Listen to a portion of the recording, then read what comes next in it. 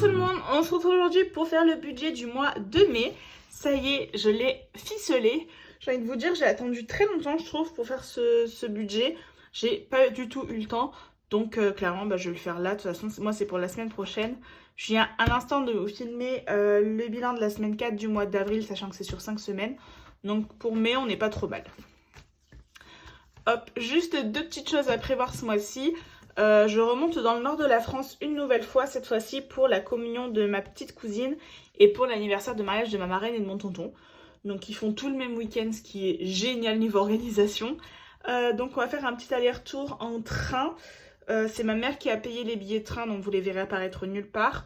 Elle a payé le train aller et retour. Et moi j'ai mon enveloppe week-end de fête qui va m'aider un petit peu à financer ça si jamais il y a des dépenses à faire sur place en plus de mes dépenses de la semaine. Et en week-end de fête, j'ai 60 €. Voilà, si jamais j'ai besoin, j'ai cet argent en plus de l'argent de la semaine. Donc hop, je m'arme de mon stylo noir. Alors, je vous penche un petit peu, vous avez l'habitude. Et cette fois-ci, j'écris tout avec vous, j'ai juste écrit mes catégories à l'avance. Comme ça, je me suis dit que ça ferait une vidéo peut-être un petit peu plus longue. Pour me présenter, donc moi je m'appelle Maud, j'ai 25 ans. Je vis dans le sud de la France avec mon compagnon.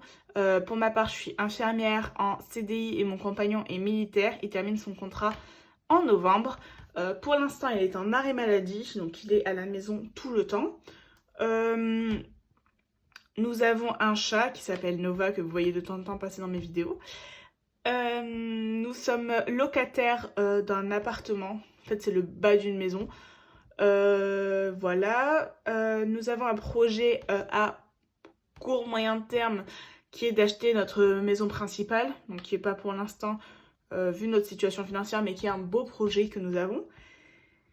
Et je pense que je vous ai tout dit. Ouais, je crois. On a chacun notre compte bancaire séparé et on a un compte bancaire commun pour toutes les dépenses liées à la maison. Voilà, donc là vous ne verrez que mon budget. Mon compagnon ne fait pas la méthode des enveloppes. Il fait juste deux petites épargnes avec moi, mais ça je vous les précise à chaque fois. Alors je vais juste vous zoomer un petit peu, parce que vous verrez peut-être pas. Voilà, je pense que c'est un peu mieux. Alors, on commence par mon salaire. Mon salaire, j'ai prévu 1 900 €. Donc j'ai déjà été payée, j'ai été payée un poil plus. Je crois 1 915. Mais on reste sur 1900.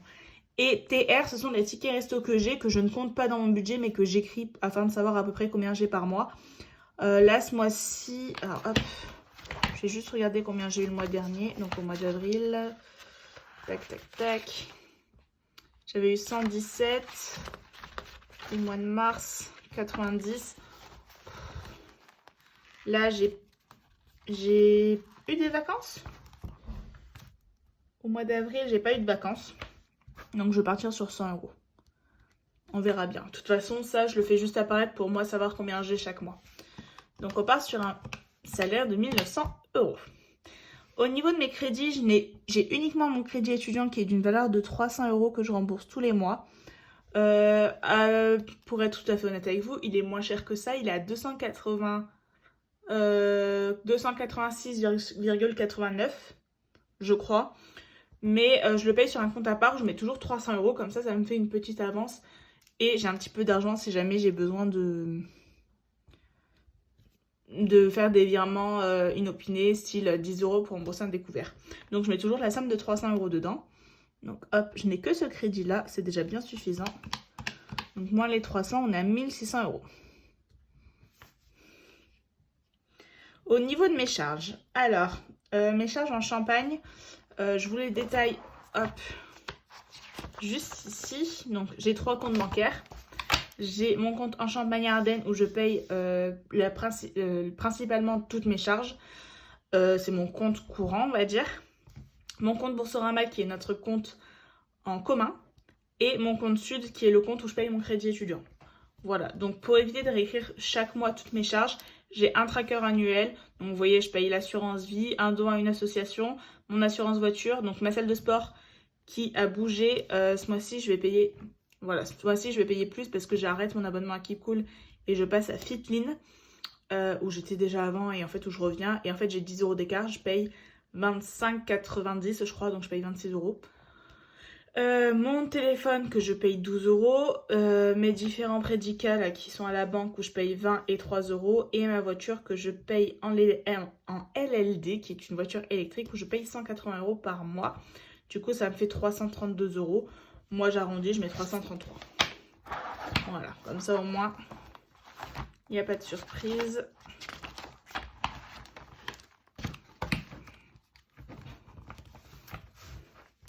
Donc hop, 333.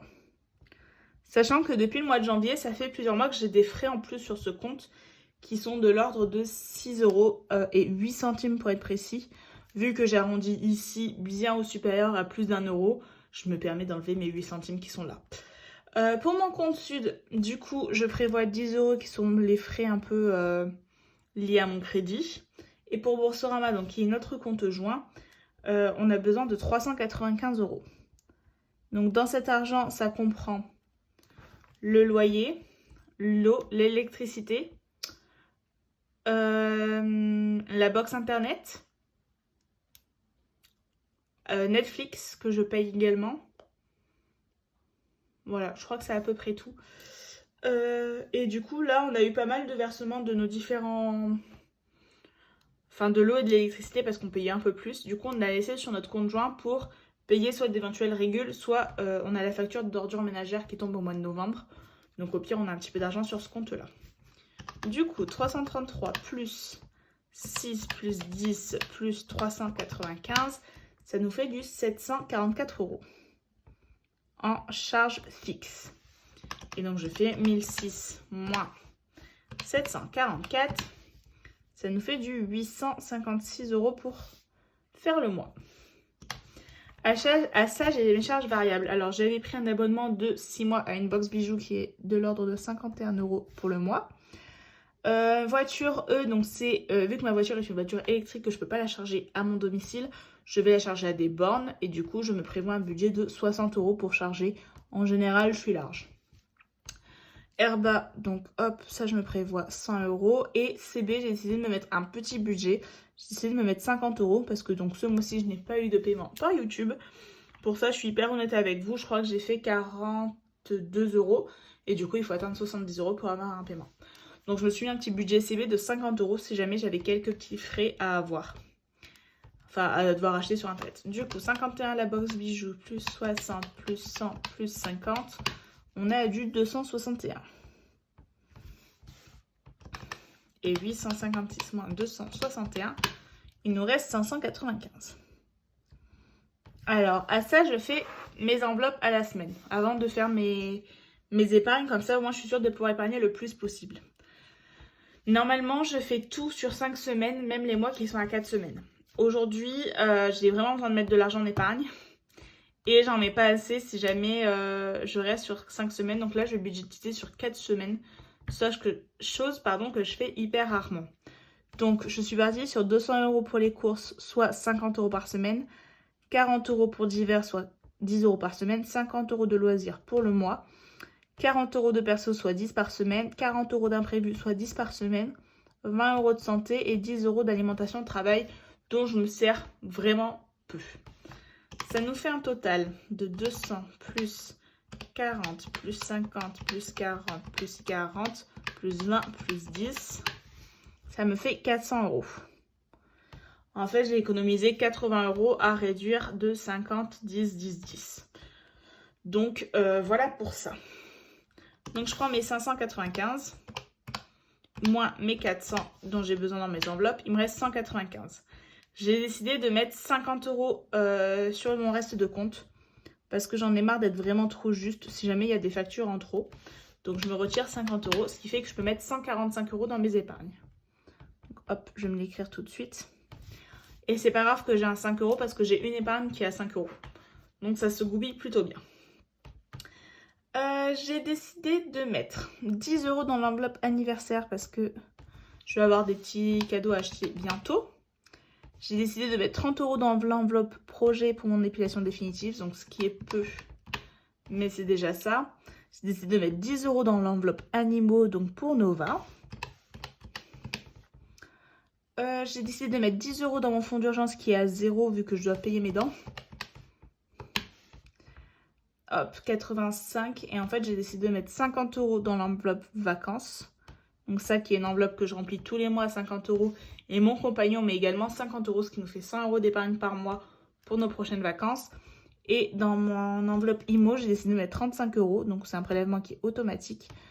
Donc sur un plan épargne entreprise. Et du coup, je mets 35 € par mois et mon entreprise met 110% de la somme que je donne.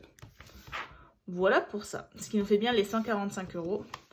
Donc 10 plus 30 plus 10 plus 10 plus 50 plus 35, 145.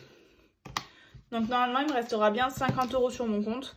Je veux vraiment me laisser un petit fonds de précaution. Je sais qu'il y en a quelques-unes qui m'ont dit que ça pouvait plus m'envoyer qu'autre chose. Là, j'ai discuté avec une très très bonne copine à moi. Et je viens d'apprendre que pour elle, être à découvert, c'est avoir moins de 1000 € sur son compte courant. Parce qu'en fait, elle s'est fait, on va dire, une épargne de précaution sur son compte courant qui est de 1000 €. Et en fait, il ne faut pas qu'elle soit en dessous des 1000 €. Du coup, elle se l'est établie au fur et à mesure. Et du coup, maintenant, dès qu'elle a son salaire, en fait, elle a 1000 € de plus qu'elle laisse sur son compte si jamais il y a des gros imprévus. Donc, je ne dirais pas que j'irai jusqu'aux 1000 €, mais au moins avoir un peu plus que 0 et devoir faire des petites bascules. Donc voilà, moi sur 4 semaines, normalement, il ne devrait pas y avoir trop de dépenses. À part, je vous dis, le fameux week-end. En fait, c'est entre le mois de mai et le mois de juin. C'est ça. C'est la dernière semaine du mois de mai. Donc ça va un peu être sur les 2 mois. Mais vu que mon mois va jusqu'au 2,04, ça sera pris en compte. Enfin voilà, mon petit budget, il est ficelé. J'espère que vous aussi, votre budget est fait pour le mois prochain. Pas de panique, on a encore un petit peu le temps. Et sur ce, je vous souhaite une très très bonne soirée. Sur ce, je vous souhaite une très très bonne journée. J'espère que tout était clair dans mon budget et on se retrouve très vite. Ciao!